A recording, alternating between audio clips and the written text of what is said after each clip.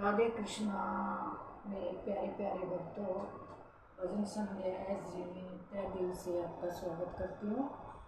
और आज मैं आपके साथ बैठकर गीता सुना रही हूँ, तो प्लीज सुनिएगा।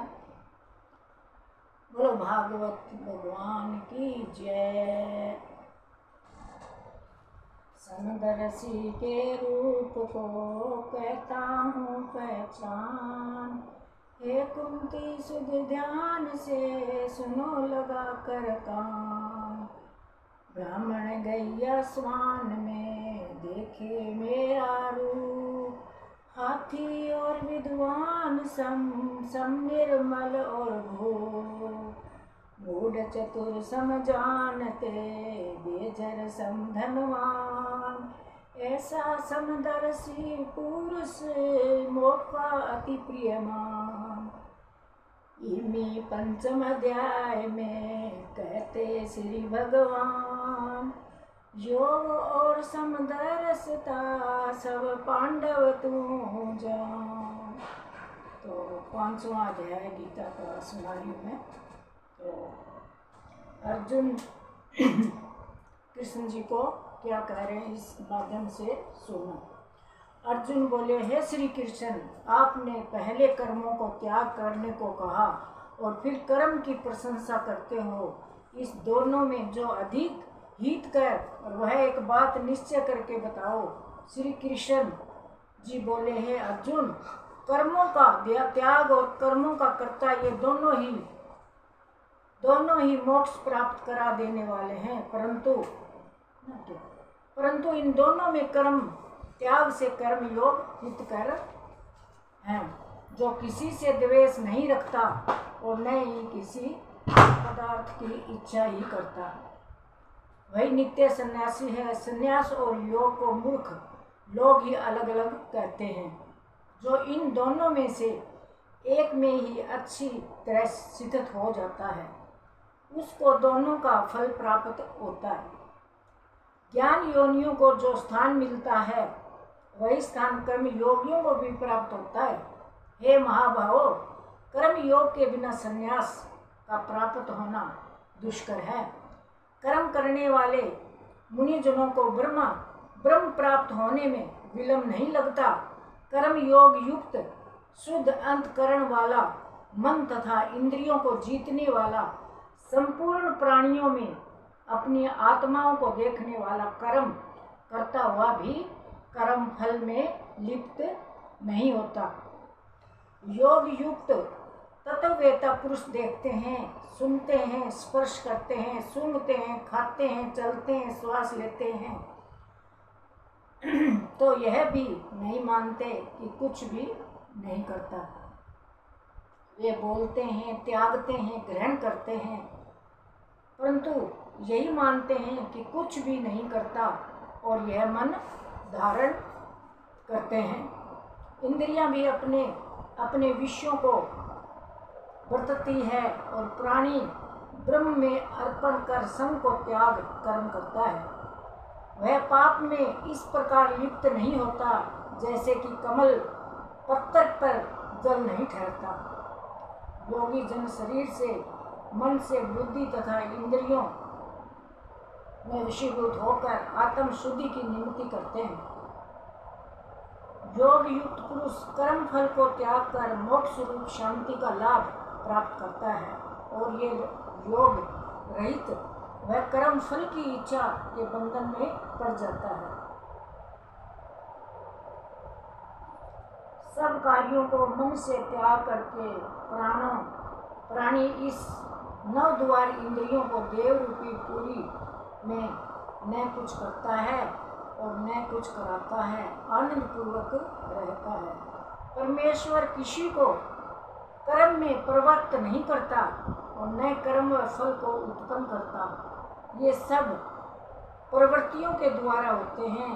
परमेश्वर किसी के पुण्य तथा पापों को ग्रहण नहीं करता और ज्ञान और अज्ञान से आच्छादित उससे जीव मोह को प्राप्त होते हैं, परंतु आत्मज्ञान के द्वारा जिसका अज्ञान नष्ट हो गया हो, उसका आत्मज्ञान परमेश्वर के रूप को ऐसा प्रभावित करता है जिस प्रकार सूर्य संपूर्ण संसार को प्रकाशित कर देता है। उसी परमात्मा में जिन मनुष्यों की बुद्धि शिथिल है और उसी में मन को लगाए रहते हैं, उसी में निष्ठा रखते हैं, सदा उसी का चिंतन करते हैं, ज्ञान द्वारा जिनके सब पाप नष्ट हो गए हैं, इस संसार में पुनः जन्म नहीं लेते, क्योंकि ब्रह्म निर्दोष और समान है, इसीलिए वे ब्रह्मा को प्राप्त हो जाते हैं। जो प्रिय पदार्थ को पाकर प्रसन्न और अप्रिय पदार्थ को पाकर खिन्न नहीं होते, ऐसे शिथिल बुद्धि वाले मोह रहित ब्रह्मवेता को ब्रह्म में शिथिल जानो, जो बाहरी पदार्थों में चित्त को आक्षत नहीं होने देते, वही आत्म सुख का अनुभव करता है। इंद्रियों के स्पर्श से जो भोग किए जाते हैं दुखदायी होते हैं, उनका आदि भी अंत भी है। और कुंती पुत्र ज्ञानी लोग ऐसे भोगों को रत नहीं होते, इसीलिए छूटने के पहले जो मनुष्य काम क्रोध के वेग को सहन करने में समर्थ होता है, वह योगी और सच्चा सुखी होता है। आगे क्या कहते हैं कृष्ण जी? जो योगी आत्म सुख से सुखी, अंतर आत्मा के आनंद से आनंदित और अंतर ज्योति से ही प्रकाशित, वह ब्रह्म रूप होकर ब्रह्म निवारण को प्राप्त होता है। काम तथा क्रोध जिनमें नहीं है, मन के वेग को जिसने रोक लिया, ऐसे आत्मज्ञानी योगियों को ब्रह्म निवारण सहज की प्राप्ति हो जाती है। बाहरी पदार्थों के संयोग से अलग रहकर दोनों बाहों के बीच में दृष्टि लगाकर नासिक के भीतर चलने वाली प्राण वायु और अपान वायु को सम करके इंद्रिया मन बुद्धि और वश में करके इच्छा भय क्रोध को त्याग कर मोह की इच्छा करने वाले जीव मुक्त हैं। जो मुझको सब योगों और तपों का भोगता, संपूर्ण लोकों का स्वामी, सब प्राणियों का मित्र जानते हैं, उन्हीं को मैं शांति प्राप्त होती है, उन्हीं को शांति प्राप्त होती है। कृष्ण जी अर्जुन जी को कहते हैं। तो अब 5वें अध्याय का महात्म सुनाती हूँ, सुनो आगे। तो 5वां अध्याय का फल है ये भी, इसके सुनने से किस किस ने सुना, कौन सुन के इससे कृतार्थ हुआ। श्री भगवान जी बोले, हे लक्ष्मी, अब 5वें अध्याय का महात्म सुनो। नारायण जी लक्ष्मी को सुना रहे। एक पगला नाम का ब्राह्मण अपने धर्म से नष्ट हुआ और वह कुसंग में बैठकर मच्छी मांस खावे, मदिरा पान जुआ खेले। जब उस ब्राह्मण को जाति से निकाल दिया गया तो वह किसी दूसरे नगर में चला गया और देव योग से पिंगल नाम के राजा के यहाँ नौकर रहने लगा। राजा से और लोगों की चुगलियाँ किया करे। जब बहुत दिन बीत गए, वह धनवान हो गया और उसने अपना विवाह भी कर लिया, परंतु स्त्री व्यभिचारिणी आई, वह स्त्री को नित्य मारे और एक दिन उस स्त्री को बहुत मार पड़ी। तब उस स्त्री ने दुखी होकर अपने पति को विष देकर भी मार दिया। फिर ब्राह्मण ने तोते का जन्म पाया और कुछ काल बीते हुए स्त्री भी मर गई। उसने तोती का जन्म पाया, तब वह फिर उस तोते की स्त्री बन गई। देखो, इस गीता को सुनने से कितना ज्ञान प्राप्त होता है, किसके मरने से क्या बनता है, किसके करने से क्या होता है। तो आगे आप सुनते रहिए। एक दिन उस तोती ने तोते से पूछा, हे तोते, तूने तोते का जन्म क्यों पाया? तो तोते ने उत्तर दिया, हे तोती, सुन, मैं पिछले जन्म का हाल सुनाता हूँ। मैं पिछले जन्म में ब्राह्मण था और अपने गुरु की आज्ञा का पालन नहीं करता था। मेरा गुरु बड़ा ही विद्वान था, उसके पास और भी विद्यार्थी रहते थे। गुरुजी जब किसी और विद्यार्थी को पढ़ाते थे तब मैं बीच में बोल पड़ता था। कई बार गुरुजी ने मना किया पर मैं नहीं माना। तब गुरुजी ने मुझे श्राप दे दिया, जा तुम तोता हो, अगले जन्म में तोते का जन्म पाएगा। इस कारण मैं तोता का जन्म पाया। अब तू कह, किस कारण तोती हुई? तोती ने उत्तर दिया, मैं पूर्व जन्म में ब्राह्मणी थी। जब ब्याही आई तो मैंने पति की आज्ञा नहीं मानी थी। जब पति ने मुझे मारा तब मैंने एक दिन अपने पति को विष दे दिया और वह मर गया। यह सुनकर तोते ने कहा, तू बड़ी नीच है, जो अपने पति को विष दे आई। तोती ने कहा, नरक के दुख भी तो मैं ही सहन कर रही हूँ, अब तो मैं तुझे अपना पति मानती हूँ।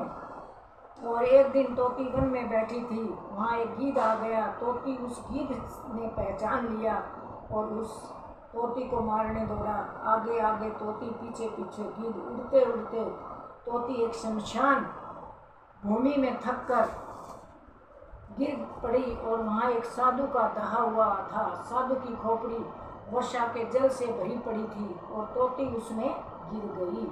इतने में वह गीध आकर उस तोती को मारने लगा और उस खोपड़ी के जल से उसकी देह भीग गई और दोनों आपस में लड़ते झगड़ते मर गए तथा अदम देह से छूटकर देवदेही पाई और विमान में आकर बैठकर दोनों वैकुंठ धाम को चले गए। वह खोपड़ी उस साधु की थी जो गीता जी के 5वें अध्याय का पाठ किया करता था। बोलो गीता माता की जय। तो श्राद्धों में अपने अपने बुजुर्गों की तिथि पर उनके नाम के पाठ करोगे तो आपको भी पुण्य मिलेगा और उनको भी मोक्ष के द्वार खुलेंगे। तो श्राद्धों में गीता का पाठ सभी बहन भाइयों से अनुरोध करती हूँ कि श्राद्धों में गीता जरूर पढ़ा करो।